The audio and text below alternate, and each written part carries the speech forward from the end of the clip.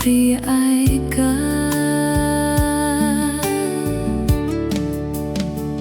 តើខ្ញុំខកអ្វី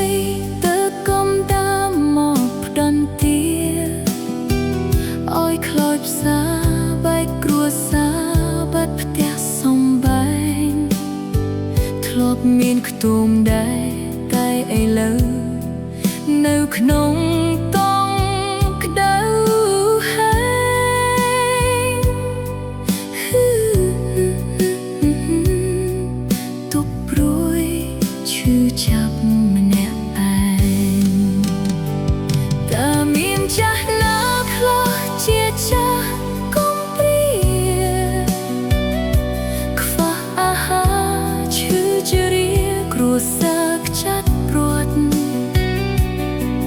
កំសត់អួលណែនពើផ្សាទេវតាគូចាខំជំនះតវ៉ាបំណុលជីវិតចំណងចងរឹតមិនអាចដោះឲ្យរួចខ្លួនបានបាទេវតាអាចប្រទានចង់បានខ្ទមមកវិញចង់បានខ្ទមចាស់ខ្ញុំ